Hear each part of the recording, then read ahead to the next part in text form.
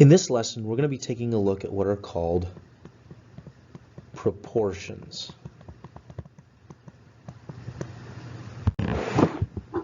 So what is a proportion?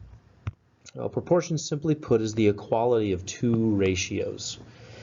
So to illustrate this, we might consider the ratio A over B and the ratio C over D. Don't get confused with me using letters. It's just some symbols to represent a ratio. We know that we can represent a ratio with a fraction. A proportion is simply two different ratios that are supposed to be equal to each other. So we would write them as one ratio is equal to another ratio. What does this look like in an example? Well, here's an example right here. Katie, since it's the beginning of school, she went and did some school shopping. And in her school shopping, she bought 6 pairs of jeans and 4 pairs of shoes. Okay, so that's Katie.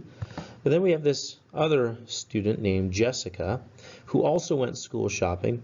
She bought 6 pairs of shoes. Now, it says this: if Jessica bought the same ratio of shoes to jeans as Katie did, how many jeans did Jessica buy?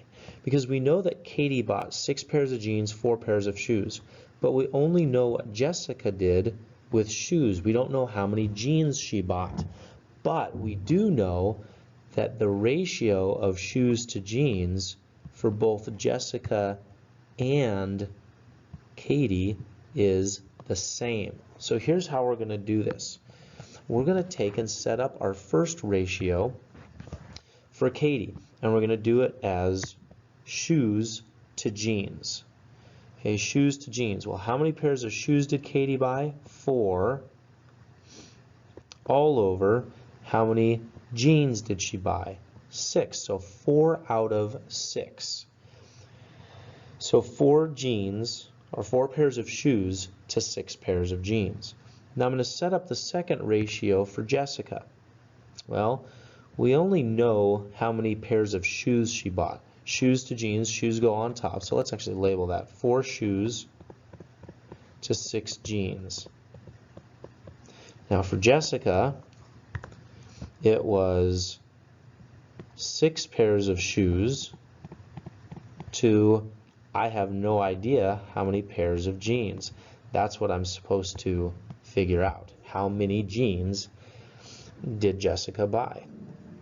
So if I don't know a quantity, I'm just going to give it an X. But what do I know? That these two ratios are supposed to be the same. So we're going to put an equal side on it. Getting rid of the units so we can work with it a little better, I'm going to write this as 4 over 6 is equal to 6 over X. Now what this proportion allows me to do is actually figure out how many jeans Jessica bought, because I know the two proportions are equal to each other. So this is a situation in which we can solve for X, which is what we want to know, by doing what is called cross multiplication. Now remember, cross multiplication can only be done across an equal sign. So we do 4 times X is 4X is equal to 6 times 6 is 36. So that gets rid of the denominators by doing the cross multiplication. To finish solving for X, I'm going to divide by 4. So X is equal to 36 divided by 4, which ends up being 9. So how many pairs of jeans did Jessica buy? She bought 9 pair of jeans.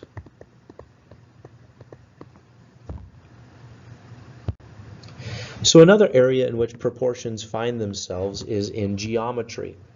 So what I have here is 2 rectangles that are, here's the key word, similar to each other. So this rectangle is 20 by 30, and this smaller rectangle is X by 15. I don't know X. That's what I need to find. I want to find the value of X. But what we remember from geometry is that we know that similar figures are proportional to each other.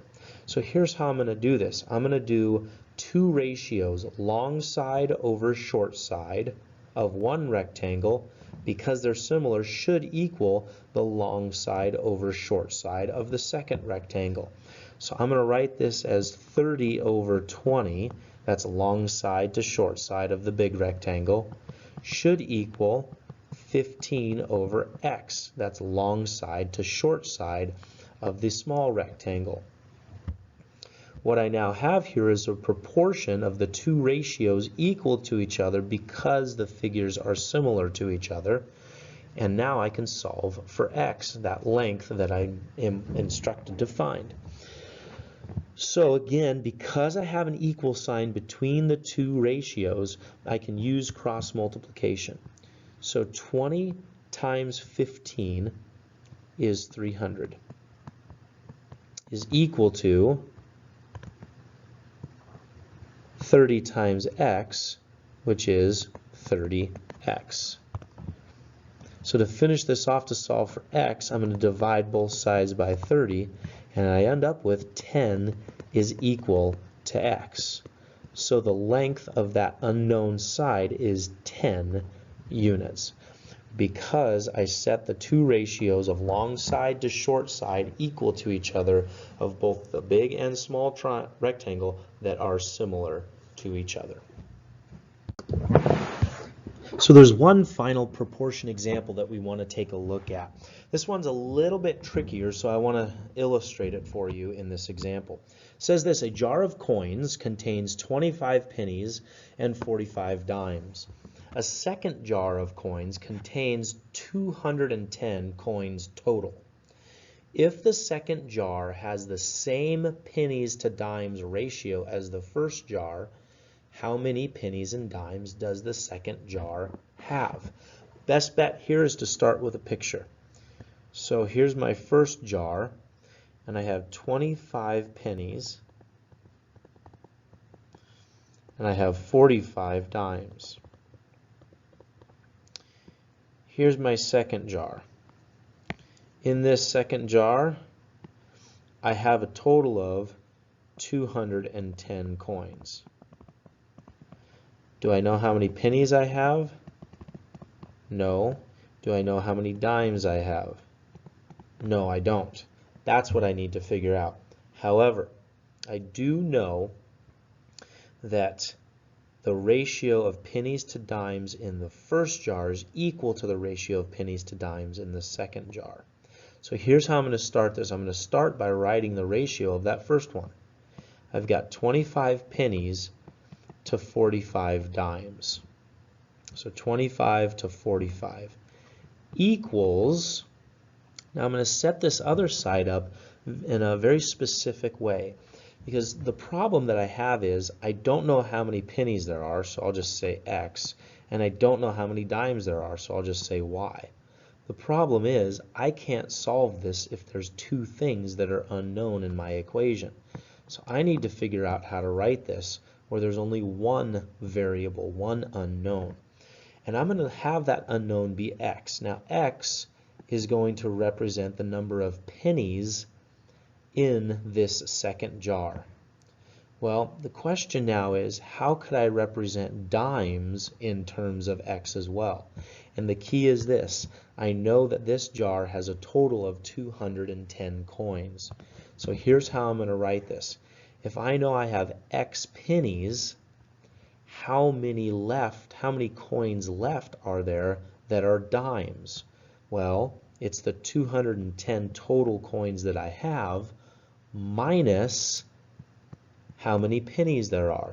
So if I take the total number of coins I have, 210, and I subtract the number of pennies I have, this should represent the number of dimes that I have. So X represents the number of pennies in this second jar, and 210 minus X represents how many dimes are in the jar. I now have a proportion with only one variable, the X. I can solve this.